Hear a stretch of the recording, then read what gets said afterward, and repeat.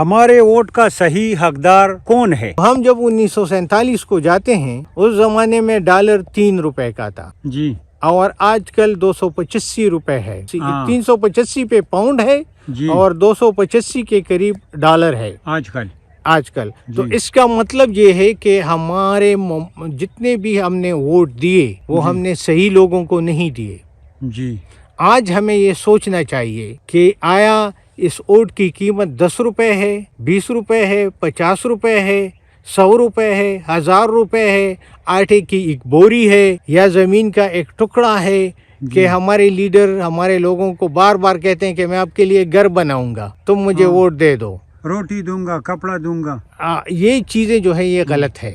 جی، vote جس کو آپ دیتے ہیں اس کو آپ اپنے قانون ساز اسمبلی کا رکن منتخب کرتے ہیں. جی، ان کا کام قانون سازی ہے کہ صحیح معنوں میں وہ آپ کے ملک کے لیے ایسا قانون بنائے کہ جس سے آپ کو انصاف ملے، جس سے ملک کو ترقی ملے. یعنی یہ آپ کو ذاتی لالچیں دے کر آپ سے ووٹ مانگتے ہیں تو یہ ایک رشوت ہے. تو اس کی ابتدا، قانون سازی کی ابتدا جب کرپشن سے ہوتی ہے تو آگے وہ جا کے کیا کریں گے؟ اکثر آپ اپنے وزیروں سے، اپنے ممبروں سے، ارکان سے اسمبلی کے پوچھیں کہ آپ یہ کیوں کرتے ہیں تو وہ کہتے ہیں کہ وہ پھر ہم کو ووٹ نہیں دیتے. ہماری جمہوریت جو ہے یہ یورپ سے آئی ہے.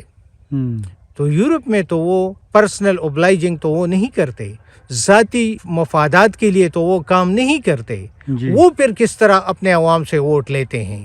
ان کا طریقہ کار یہ ہوتا ہے کہ وہ اجتماعی ترقی کا سوچتے ہیں.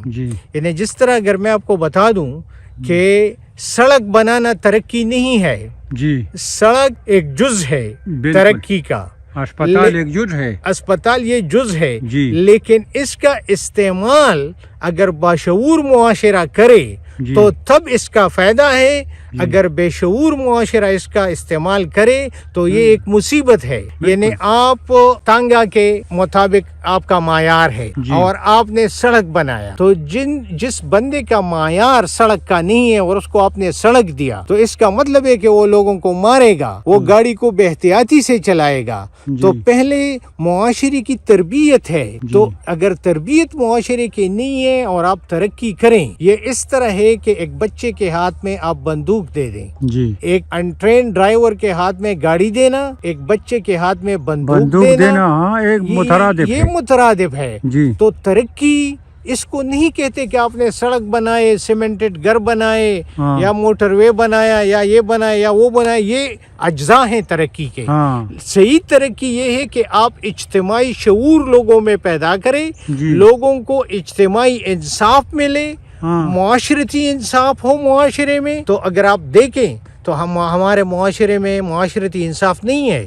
آپ ایک صحیح حق بات کے لیے گواہ پیدا نہیں کر سکتے، صحیح گواہی کوئی نہیں دے سکتا. تو ہم پیچھے چلے گئے یا آگے چلے گئے؟ یعنی ہمارا معاشرہ جو ہے وہ بہت نیچے چلا گیا اور یہ پرسنل اوبلائجنگ اور ڈس اوبلائجنگ کی وجہ سے.